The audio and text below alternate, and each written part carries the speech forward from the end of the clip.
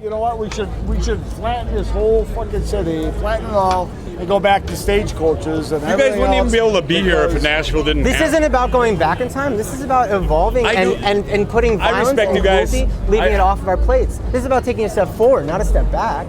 This is about realizing, man, our society has evolved now to the point where we no longer need to do this to survive. It's beautiful. It's So an we shouldn't eat amazing meat? thing. Well, I just don't think there's a way to justify it at this point. That's all I'm trying to say. I can't find a way to justify killing an animal unnecessarily when we don't need to, and we can thrive without it, you know? And like, man, if you were walking down the street and you saw someone kicking their dog in the face, you'd be really angry. Why are you beating your dog? That's wrong. You don't have to do that, right? The dog didn't listen, you kick it in the face. You would kick a dog in the face? And if you don't listen, if somebody doesn't listen to me, I kick him in the face. Really? Yeah. You feel like that's an acceptable way back yes. in a civilized Well, yeah, society? yes, It's just all of us kicking each other in the face. Winners win, losers lose. Oh. And you guys are losing. No, you're not. Don't listen to him.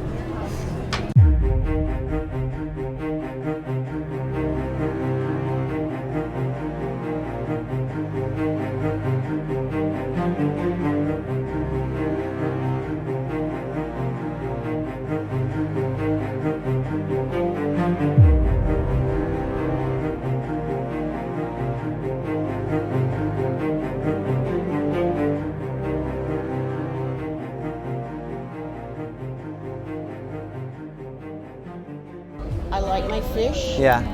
I like my chicken. Yeah. All right.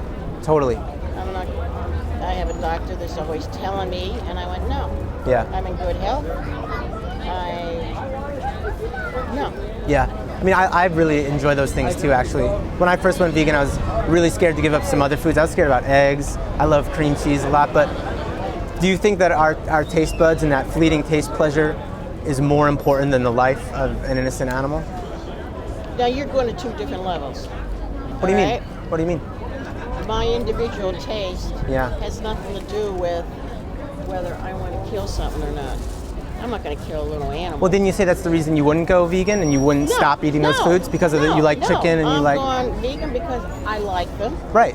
I'm 72. You like the taste of them, right? I'm 72 years old. I'm not changing. And then you said you wouldn't change because you like the taste of those things, Yeah. right? So do you think liking the taste of something is more important than the life of an animal? Yeah, sometimes, yeah. You do think that? Yeah, but that really pisses you off. No, it doesn't piss me off at all. Hey, you know, you didn't piss me off one bit.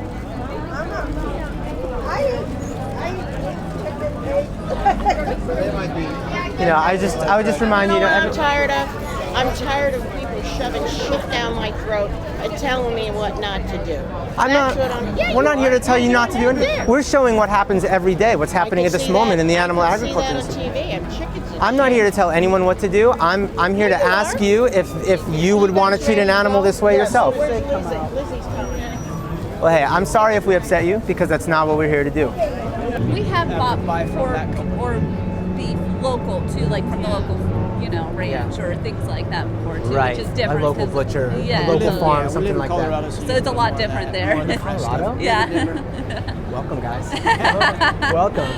So the funny thing is that industrial commercial farming, which is what we're showing, which is the standard practice, that's 98% of where eggs, dairy, and milk come from. Yeah. So firstly, like anytime you go to a restaurant, you go to a coffee shop and pour some half and half in your milk. Yeah. Anytime you're going out or you're going to a grocery store, it's coming from here. Yeah. But like you said, let's take sort of an idyllic, perfect example. Like let's just imagine acres of land somewhere in Colorado, right? And like this cow just has like miles to roam. It has a first name. You give it belly scratches every day. Like ideal, right? And most of these animals are killed when they're babies. But let's say this animal we're talking about wasn't. Got to live for a while, and then one day the farmer, when it's not looking, kills it and never sees it coming. Never feels any pain, right? So even in that circumstance, do you guys think there is a humane way to kill an animal that doesn't want to die and that has an interest in living its life? That's a good question. Is there a humane way to do that? No. Because we use these words like humane, free-range, grass-fed, local, organic. We're kind of sold these terms. We're sold these terms, and it kind of plants ideas in our mind of what it is we're buying. But really, we're buying something that can't be done humanely. Things that we would never want to do ourselves. I'm somewhat conflicted because we own a farm. Right. And we don't raise chickens, but we do raise beef. Right. And when we are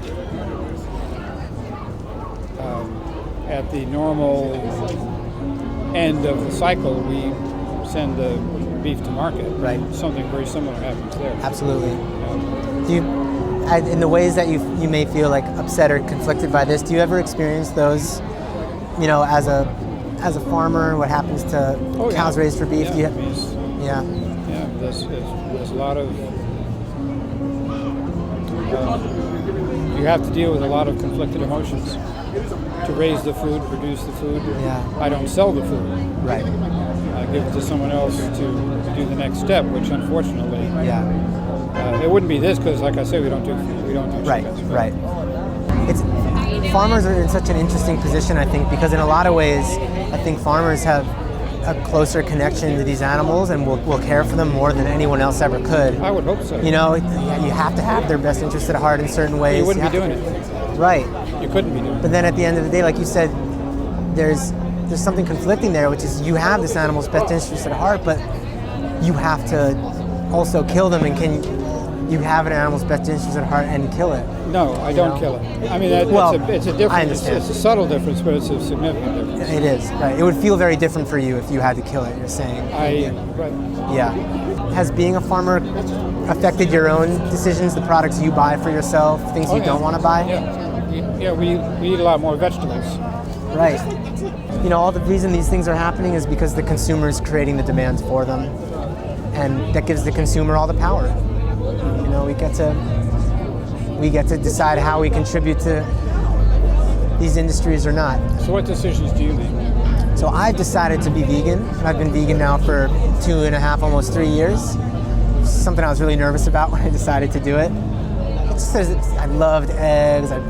I'd been vegetarian, but I used to love eating burgers. And I ate a ton of meat when I was younger. I was really nervous about giving up cheese. Right. Is being vegan something you'd ever considered for yourselves? Or? I'm not ready for that yet. Yeah. We have good friends who are vegans, and they don't happen to be farmers too, do they?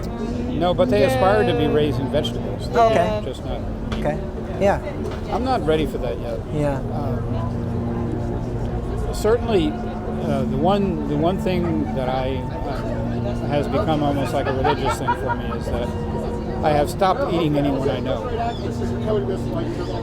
Well, it's like we were saying earlier. I feel like a farmer knows better than anyone that, these animals are actually individuals. Yeah. One is different from the next.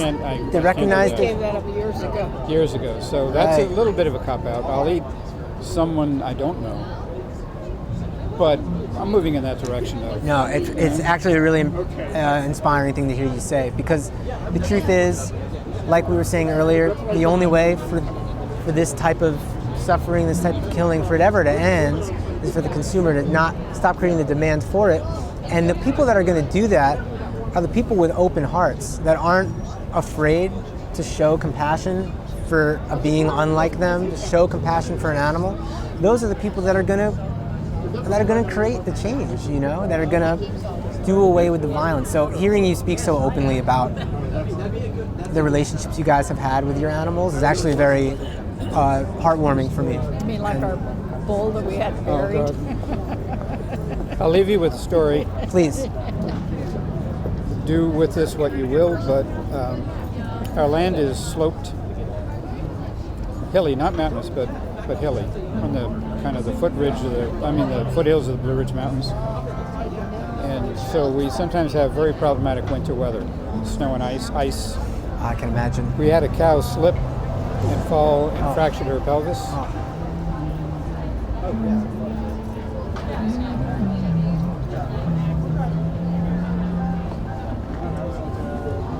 Yeah. Having the truck come to pick her up.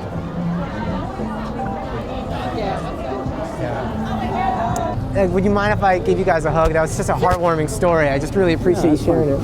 On one condition. You tell these folks I'm proud of them. Yeah. Thank you guys so Absolutely. much. No, this is wonderful. Thank you. This was like such a wonderful ending to my night. Thank you so much. Thank you guys.